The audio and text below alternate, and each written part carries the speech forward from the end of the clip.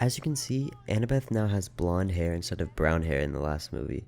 Also, the kids in the background of all these shots are wearing very normal clothes, but in the last movie they all had on Greek battle gear. I believe they should be wearing like regular orange Camp Half-Blood t-shirts. Grover's horns are also grown out since the last movie, which is a pretty nice touch. Dionysus is introduced here. He should have been introduced in the last movie since he was already a pretty big part of the story, but they wait to include him until now. Also, Chiron's actor has changed.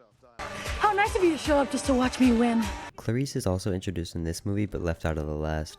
She plays a much bigger part in this movie, but they could have showed her in the last one just to like set her up as a recurring character. I got you.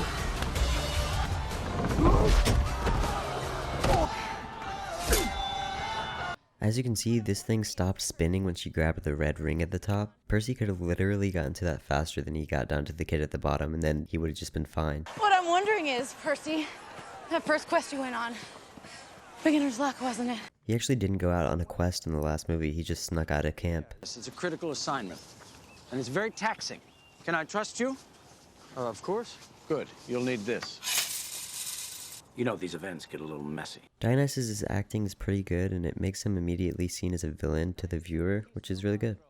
He just walked straight into camp. I think the point is, since he did pass right through the barrier from Talia's tree... Don't say. It means he's most likely a god spawn. Yeah, but the spawn of which god? I know. Poseidon. Okay, how did they manage to get literally every single aspect of this scene completely wrong?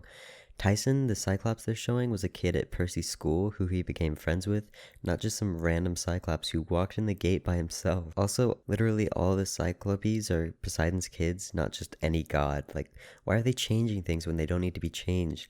This isn't even better for the film at all, it just makes it plainly worse. The pavilion they're eating at is technically wrong, because in Camp Half-Blood, the barrier allows them to keep it from raining, so the roof isn't even needed. In the books, the place they eat has no roof. We got barrier action. The bowls are introduced different to how they are in the books, but I'm not sure that's a bad change. His sword now looks different from how it did in the last movie, another random change they made for no reason. Is she smirking? What is that face? Tyson just got torched. You can see Percy's reflection in the bowl armor, which is a pretty cool thing to add. They definitely didn't need to go through with the extra work of doing that, so that's a nice touch. I forgot to mention this in the last video, but Percy's pen in the books is a cap pen, so when he pulls it off, it's kind of like pulling a sword out of its sheath, but in this movie, it's one of those clicky pens. The way he beat this bullet's pretty cool. Maybe next time you try to drown someone, well, first make sure he's not a demigod who can swim. Luke is alive? He didn't drown in the last movie? He literally stabbed him in the neck and shot him into the ocean. Think about it. What the hell just happened? I have so many questions, like why is Luke there? What was that thing he was holding? What's the other thing he was holding? And where did he go? What is going on?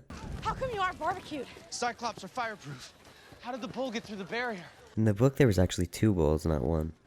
Like you said, I've been pretty unexceptional lately. Did he say that? I looked back and tried to find anywhere that he says Percy was unexceptional, but I couldn't find anything. I wonder if there was another part of the script and they left it out and forgot to change this line. 3 millennia of gods and demigods, you think that someone would have come up with a cure for Talia's tree. Grover was already turning and walking toward Annabeth, but in this next shot he's facing the other way again.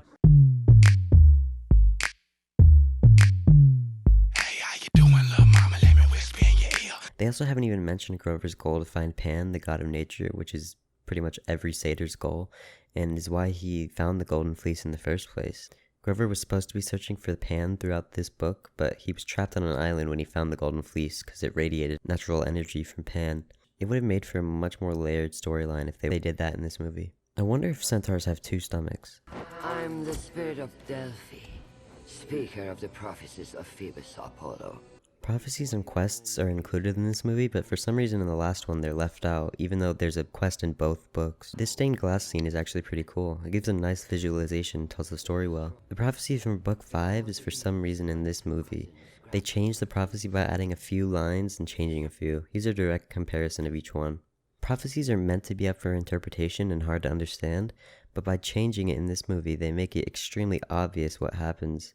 By adding the 2 lines in the beginning, it's obvious that Luke and Percy will battle for the fleece at the end. What if I destroy Olympus by not being good enough to save it. What the hell is this line read? Could they not have done another take? He sounds so unbelievably awkward. I mean, every satyr who has ever gone after the fleece has died. Right? I mentioned that to her. In the last movie, Grover's lack of character was made up for by his comic relief, but in this movie he's not very funny at all, and he stays two-dimensional. In the books, it's his lifelong goal to find Pan, despite the odds stacked against him, but they just make him seem like he doesn't even want to go search for Pan, which makes his character really boring. The Golden Fleece was in the Sea of Monsters, what the humans called the Bermuda Triangle, a place not only a satyr should be afraid of.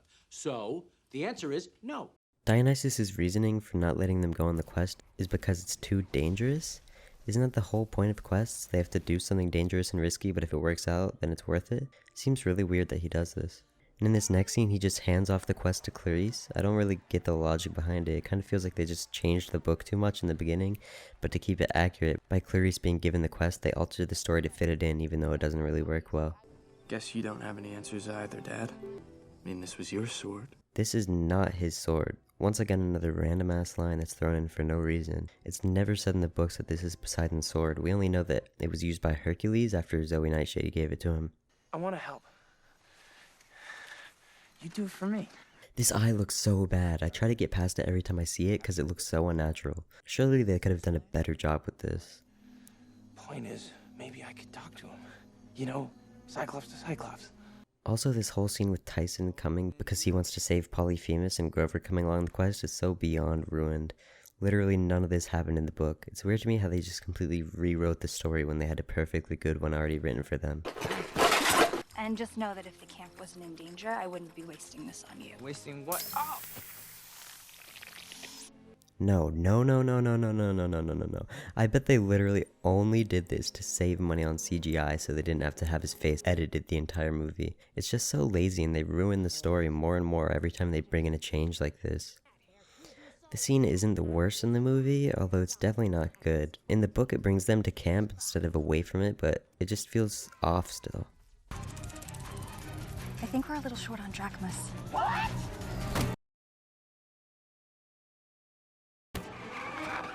Awesome! Can we go again? When Tyson rode in the cab, he got extremely sick from it and had a terrible time in the books, but in this they make him enjoy it. You'd think by default they'd stay true to the book, but it seems for even the smallest details they just do the opposite of what it was meant to be. Unfortunately, for copyright reasons, I have to upload this video in 2 separate parts. It did copyright claim me every time the video exceeded 12 minutes and I didn't want to cut out a significant part of my video, so I'm splitting it into 2. If you enjoyed this video, be sure to check out part 2 because it goes over the rest of the movie. The link is in the description if you want to check it out.